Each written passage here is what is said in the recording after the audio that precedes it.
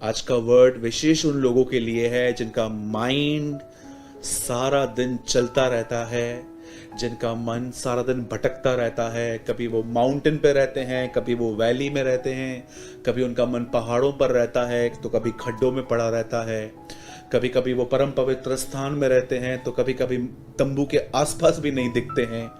आज मैं ऐसे लोगों के लिए कुछ मैं वर्ड शेयर करना चाहता हूं। ध्यान दीजिए। देखिए, माइंड को डिस्ट्रैक्ट होना, माइंड का यहां वहां फिरना बहुत ही नॉर्मल चीज है। याद रखिए, ये कोई पाप नहीं है, लेकिन ये भी सच है कि जिस मन को सारा दिन जो भटकता है वो खुदा को भी नहीं जान सकता। आप जानते हैं, आज से बहुत साल पहले एक नबी था। प्रभु ने उसे कहा कि इस देश में जा और उन लोगों को समझा कि वो गुनाह न करें। पर जानते हो बाइबल क्या बताती है? वो वहां न जाके कहीं और गया, और जिस जहाज पे वो चढ़ा उस जहाज पे तूफान आया, लोगों ने उसे उठा के फेंक दिया। और जानते हो, जब वो मगरमच्छ के पेट में था और वो निकलने की कोशिश कर रहा था, नहीं निकलने के बाद उसने एक लाइन कही थी उस मगरमच्छ के पेट के अंदर, उस मछली के अंदर। उसने कहा, जो व्यर्थ बातों पर मन लगाते हैं वे अपने सृष्टिकर्ता से भटक जाते हैं। आप जानते हैं, ये योना के वर्ड्स थे। इस बात को याद रखिए, अगर आपका मन भटकता है तो ये कोई पाप नहीं है, अपने आप को कोसिए मत। लेकिन ये एक ऐसी कमजोरी है जिस पे हमें जीतना बहुत जरूरी है, क्योंकि बाइबल बताती है जिसने मन को जीता उसने नगर को जीता है। और अगर आज आप एक ऐसे व्यक्ति हैं जिसका मन सारा दिन भटकता रहता है, बहुत डिस्ट्रैक्ट होता है, आपका फोकस ठीक नहीं है, तो आज आपको बहुत कुछ डीपली कुछ सीखने की जरूरत है। आप जानते होंगे कि यीशु एक ट्रैवलर प्रीचर थे। हमेशा वो एक जगह से दूसरी जगह से तीसरी जगह घूमते रहते थे। कभी वो गलील में, कभी वो यरूशलेम में, कभी वो बेथेस्दा में, कभी वो खुराजीन में, कभी वो यरूशलेम में रहते थे, कभी वो अलग अलग प्लेसेस पे वो घूमते थे। और ऐसा भी होता था कि वो कई बार लोगों के घरों में पर्सनली विजिट करते थे। जकई के घर में उन्होंने विजिट की। एक शिमोन नाम का एक फरीसी था, कोड़ी जिसके लिए लिखा है, शिमोन कोड़ी के घर में वो गए, वहां पर उन्होंने विजिट किया। अलग अलग जगहों पे उन्होंने विजिट किया। एक बार तो वो पतरस की सांस को ठीक करने के लिए उनके पास गए।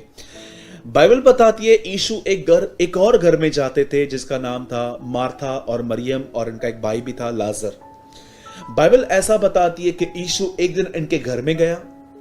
मरियम जैसे उसने यीशु को देखा कि वो यीशु आए हैं, वो उनके पैरों पे बैठ गई और वो सुनना चाहती थी। उसने अपना फोकस यीशु के वर्ड्स की तरफ लगा दिया कि यीशु क्या कहना चाहता है।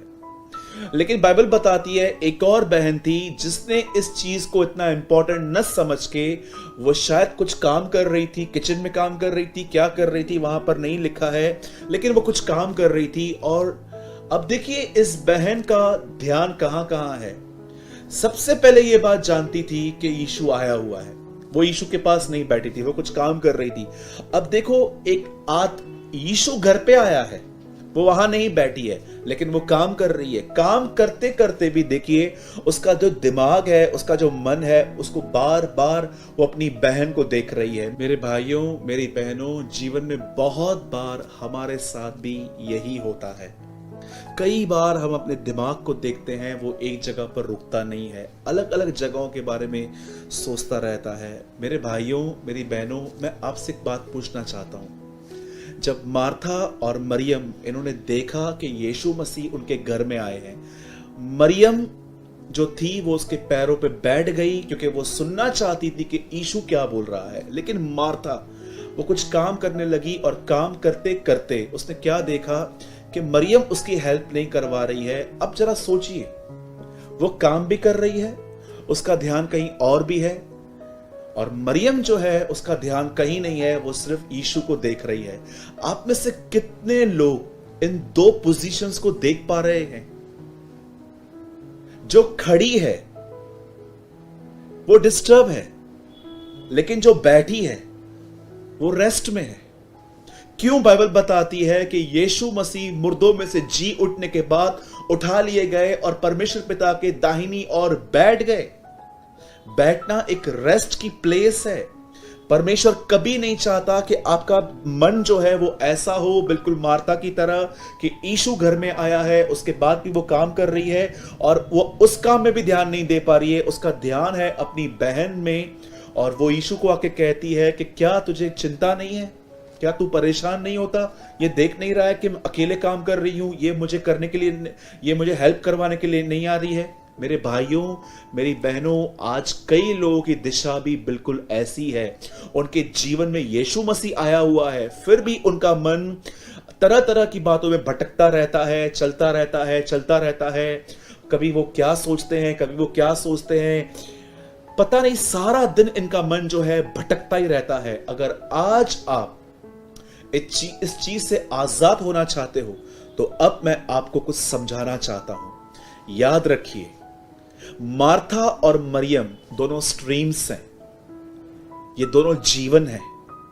आप जानते हो, पुराने नियम में परमेश्वर ने उनके सामने दो पेड़ रखे थे, आदम और हवा के सामने, और प्रभु ने कहा था कि मैंने तुम्हारे सामने कुछ रखा है, मैं चाहता हूं तुम सब खा सकते हो सिवाय एक को छोड़ के। आप जानते हो, जो दो पेड़ थे वो सिर्फ पेड़ नहीं है, वो दो जीवन जीने के तरीके हैं। प्रभु ने कहा जिस दिन तुम भले और बुरे के ज्ञान का वृक्ष का खा लोगे, उसी दिन तुम मुझसे अलग हो जाओगे, तुम बुद्धिमान हो जाओगे, समझदार हो जाओगे, तुम्हें सब कुछ पता चल जाएगा। याद रखिए, जैसे आदम और हवा ने चूज किया कि वो खाएंगे, उसके बाद देखिए इंसान को अंदर अकल आ गई, वो खुदा से अलग हो गया, इंडिपेंडेंट हो गया। लेकिन इससे पहले जो दो पेड़ थे, एक को तो उन्होंने खाया, लेकिन जो दूसरा जो वहीं पर था उसको उन्होंने नहीं खाया, जो दर्शाया जाता था जीवन का वृक्ष, कि एक ऐसी लाइफ जो परमेश्वर पर डिपेंड है, जो उसकी अगुवाई से चलती है, जो उसे पूछ के करती है, जो उसको प्रेस करती है। आदम और हवा के सामने दो जीवन रखे गए थे, आदम और हवा ने ये चूज किया। जब मूसा कनान के बॉर्डर पे पहुंचा तो मूसा ने इजराइलियों को जानते क्या कहा? मैंने तुम्हारे सामने जीवन के वचन रखे हैं और मैंने तुम्हारे सामने वो भी बातें रखी हैं जो तुम्हारे ऊपर श्राप लेके आ सकती हैं। ये सारी परमेश्वर की आज्ञाएं हैं, मानोगे तो सारी आशीषें मिलेंगी, नहीं मानोगे तो ये श्राप न चाहो तो भी आ पड़ेंगी। परमेश्वर ने वचन की शुरुआत की भले और बुरे के ज्ञान के वृक्ष से, और परमेश्वर ने जीवन का वृक्ष भी रखा था, यह देखने के लिए कि आदम क्या चुनेगा। इजराइल के सामने भी मूसा ने दो चीजें रखी थी, ब्लेसिंग एंड कर्स, ये देखने के लिए क्या चूज करेंगे। नए नियम के अंदर यीशु मसीह जब प्रचार कर रहे थे तो उन्होंने जानते क्या कहा? उन्होंने वहां पर कहा कि एक ऐसा दरवाजा है, सकरा मार्ग, जो बहुत छोटा है, एक है चौड़ा फाटक। प्रभु ने हमारे सामने भी दो जीवन रखे। वैसे ही मार्था और मरियम सिर्फ एक कैरेक्टर नहीं है बाइबल का, ये दोनों जीवन जीने के तरीके हैं। एक तरीका है कि इससे पहले कि मैं कुछ काम करूं, उससे पहले मैं खुदा के पास बैठूंगा, लेकिन दूसरा तरीका है मैं सब कुछ पहले कर लूं, उसके बाद मैं खुदा के पास आऊंगा। आपसे मैं पूछना चाहता हूं, आप किस स्ट्रीम में हैं? इन विच स्ट्रीम यू आर? क्या आप मरियम की तरह हैं, पहले उसको सुनते हैं फिर आप काम करते हैं? क्या आप मार्था की तरह हैं, उसके साथ न बैठकर आप सिर्फ काम करते हैं और आपका मन भटकता रहता है, फिर आप शिकायत करते हैं खुदा है तो फिर जिंदगी ऐसी क्यों है? जिंदगी बहुत अच्छी है, आपने तकलीफें इनवाइट की हैं लाइफ में। कई लोग कहते हैं मेरे भाई मुझे बता कि मेरे लाइफ में प्रभु ने इतनी प्रॉब्लम्स क्यों अलाउ की हैं। बहुत सारे लोगों के लाइफ में प्रभु ने प्रॉब्लम अलाउ नहीं की है, हमने इनवाइट किया है। जरा सोचिए, अगर आपके पास 3,000 रुपए हैं और अगर आपको 1 मंथ तक वो यूज करने हैं, तो अगर आप हिसाब लगाएं तो आपको प्रतिदिन 100 रुपए खर्च करने हैं। लेकिन आप मॉल में गए और आपने मॉल में बहुत सारी चीजों से टेम्प्ट होकर आप लेकर आए, 3,000 रुपए आपने 2 दिन में उड़ा दिए, अब 28 दिन बचे हैं और अब आप एक एक से बोलते हो कि मुझे पैसा दे दो, मुझे पैसा दे दो, मैं अगले महीने दे दूंगा। और फिर जब आप पैसे लौटा नहीं पाते हैं तो वो लोग आपको तंग करते हैं और आप कहते हैं मुझे प्रभु परीक्षा में डाल रहा है। ये कैसी लाइफ है हमारी? जरा सोचिए। आप जानते हैं मार्था और मरियम एक्सट्रीम्स हैं, दो लाइफ जीने के तरीके हैं। याद रखिए, इससे पहले कि आप मार्था की तरह काम करें, उससे पहले आपको मरियम की तरह बैठना है। जानते हो बैठने का अर्थ क्या होता है? जब मरियम उसके सामने बैठी थी तो मरियम सिर्फ वहां बैठी नहीं थी, वो प्रभु की उपस्थिति में उसके साथ संगति में थी। लेकिन मार्था दूर थी, उसका माइंड भटक रहा था। याद रखिए, अगर आप चाहते हो कि उठने के बाद आपका मन स्थिर हो तो सबसे पहले बैठना सीखिए। जानते हो बैठने का मतलब क्या होता है? मैं आपसे पूछना चाहता हूं, आप जानते हो यीशु मसीह क्यों मरा? अगर आप ये जानना चाहते हैं होल पर्पस, हो सकता है आपको सिर्फ इस ABCD की 4-5 लाइंस पता हैं, लेकिन होल नहीं पता है। कई लोगों से मैं पूछता हूं, भाई मुझे बताइए यीशु मसीह क्यों मरा? तो मुझे वो कहते हैं यीशु मेरे पापों के लिए मारा गया, गाड़ा गया और जी उठा। अगर आप इतना ही जानते हैं तो आप बहुत कम जानते हैं। रीड कीजिए यशाया 53वां अध्याय, वहां पर लिखा है वह हमारे लिए कुचला गया, उसे बेधा गया, प्रभु ने उसे मारा, उसे रोगी किया, वो दुखी पुरुष था। सब बताने के बाद जानते वो क्या कहता है? वो कहता है ये सब होने के बाद प्रभु अपने वंश को वापस पाएगा। यीशु मसीह सिर्फ हमारे गुनाहों के लिए नहीं मरे, लेकिन यीशु इसलिए भी मरे ताकि परमेश्वर का वंश, हम लोग उसकी संगति में पहुंचे। वह इसलिए मरा ताकि हम उसके लिए जिएं। अगर आप परमेश्वर के साथ संगति में नहीं हो तो मैं आपको बताना चाहता हूं, आपने यीशु के मरने का पर्पस ही नहीं समझा है। जो व्यक्ति ये समझ जाता है कि खुदा ने मुझसे इतना प्यार किया कि उसने मुझे पाने के लिए अपने आप को दे दिया, वो आदमी उसके प्रेम की वजह से बार बार उससे मिलता है। यदि हम विश्वास से धर्मी ठहरे हैं तो अपने प्रभु से मेल रखें, पौल कहता है रोमियो में। मेरे भाइयों, मेरी बहनों, मैं आपको समझाना चाहता हूं, अगर आप अपने भटकते हुए मन पर विजय पाना चाहते हो तो आपको सबसे पहले परमेश्वर के साथ बैठना सीखना है। एक ऐसा जीवन है जो मार्था की तरह है, खुदा के साथ नहीं बैठना है। सारा दिन मिनिस्ट्री करनी है, सारा दिन जॉब करनी है, बिजनेस करनी है, नथिंग इज रॉन्ग, पर मैं आपको बताना चाहता हूं प्योरिटीज गलत हैं। आप जानते हैं इससे पहले कि आप मार्था की तरह काम करें, आपको मरियम की तरह उसके साथ बैठना है। बैठने का मतलब क्या होता है? कई बार आपको खुदा के साथ बैठ के वचन पढ़ना है, इस तरह से कि आप एक ट्यूशन पे हैं, वो आपके सामने बैठा हुआ है और आप पढ़ते रहते हैं, वो आपको एक्सप्लेन करता है। जैसे कलाम में भी लिखा है, जो दरवाजा खोलेगा मैं उसके भीतर आऊंगा और मैं उसके साथ भोजन करूंगा। भोजन कहां से वो देगा आपको? वचन में से। मेरे भाइयों, मेरी बहनों, परमेश्वर के साथ बैठने का मतलब है वचन पढ़ना। प्रभु के साथ बैठने का मतलब है प्रेयर करना। प्रेयर करने का मतलब आप जानते हो, सिर्फ रिलीजियस और लॉ के हिसाब से प्रेयर्स नहीं कि बस मुझे सवेरे 11 बजे उठना है, 12 तक सिर्फ बक बक बक बक बक बक करनी है, जो मैं रोज बोलता हूं मुझे वो बोलना है। नो, प्रेयर करने का मतलब होता है अपने पूरे अंदर को खुदा के सामने उंडेल देना कि प्रभु हाँ मैं इस बात में कमजोर हूं, प्रभु हाँ मुझसे पाप होता है, हाँ प्रभु मैं इन चीजों की तरफ अट्रैक्ट होता हूं। अपनी सारी कमजोरियां खुदा के सामने उंडेलने का मतलब होता है दुआ करना। कई बार आप जब प्रभु के साथ बैठते हैं तो आप बाइबल पढ़ने के द्वारा बैठें, कई बार आप दुआ करते हैं, कभी कभी आप सिर्फ अन्य भाषाओं में बात करते हैं और आप उस समय भी खुदा के साथ रहते हैं। कई बार ऐसा होता है कि आप प्रभु की आराधना करते हैं, वो गीत नहीं जो सब लोग गाते हैं, वो गीत जो आपकी स्पिरिट को मूव करते हैं। और कई बार ऐसा भी होता है कि आप खुदा के साथ बैठते हैं। आप जानते हैं सबत के दिन इजराइल के लोग क्या करते थे? जिस दिन उनको कोई काम नहीं करना रहता था, वो उस दिन अपने घर पे बैठकर उन दिनों को याद करते थे जब परमेश्वर उन्हें मिस्र की गुलामी से निकाल के लाया था। वो उसके उपकारों को याद करते हैं। इसीलिए बाइबल बार बार कहती है, मैं तुम्हारा वह परमेश्वर हूं जो तुम्हें मिस्र की गुलामी से निकाल लाया हूं। क्या आप जानते हो ये सारे काम प्रभु की संगति में किए जाते हैं। ये सारे काम कमरा बंद करके एक जगह पर बैठ के किए जाते हैं। कभी बाइबल पढ़ी जाती है, कभी दुआ की जाती है, कभी अन्य भाषाओं में बात की जाती है। अगर आपके पास अन्य भाषा नहीं है, बिल्कुल चिंता मत कीजिए, उससे महान वरदान आपके पास है, परमेश्वर की बड़ाई करना, उसको प्रेस करना। आप जानते हैं, जब आप बाइबल पढ़ते हैं, जब आप दुआ करते हैं, जब आप फास्टिंग करते हैं, टंग्स में बोलते हैं, उसके उपकार याद करते हैं, उसकी आराधना करते हैं, तब होता क्या है? आप पवित्र आत्मा से भरना शुरू होते हैं और वही पवित्र आत्मा आपके मन को स्थिर करता है।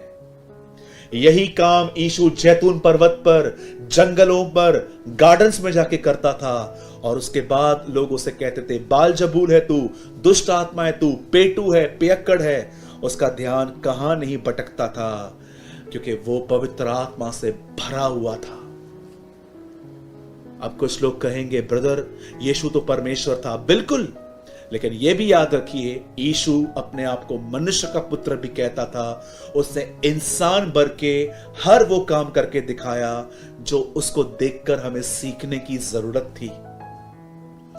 मेरे भाइयों, मेरी बहनों, याद रखिए, परमेश्वर के पास कोई जादुई छड़ी नहीं है कि एक दिन वो आपके सर पे टच करेगा और आपका मन भटकना बंद हो जाएगा। आपका काम है प्रतिदिन अपने आप को भरना। यीशु ने तब तक उन मटकों में दाखरस नहीं बनाया जब तक चेलों ने, लोगों ने पानी नहीं भरा। आपका काम है प्रतिदिन मरियम की तरह उसके सामने बैठकर ये सब करना। और ये सब लॉ के हिसाब से नहीं होना चाहिए कि आज से आप शुरू कर दोगे कि भाई सूरज भाई ने मुझे बोला है इसलिए मैं कर रहा हूं प्रभु। नो, आप ये बात जानिए, आप उसका वचन पढ़ रहे हैं जो आपसे सबसे ज्यादा प्यार करता है। आप उसके सामने दुआ कर रहे हैं जो आपकी केयर करता है। आप उसकी बड़ाई कर रहे हैं जो सच में योग्य है। आप उसकी आराधना कर रहे हैं जो सच में आपसे प्यार करता है। हर चीज इसलिए नहीं करते क्योंकि ये कानून है, सब चीजें इसलिए की जाती हैं क्योंकि वो हमसे प्यार करता है। यीशु ने ये नहीं कहा जो मुझसे डरते हैं वो मेरे नियमों को पालते हैं। यीशु ने कहा जो मुझसे प्रेम करते हैं वो मेरी आज्ञा को मानते हैं। मेरे भाइयों, मेरी बहनों, don't just follow the law and rules, follow Jesus. वो आपसे प्यार करता है। अगर आप मार्था की तरह, आपका मन भटकता रहता है बहुत सारी चीजों में, निकलिए मार्था से, मरियम में आइए,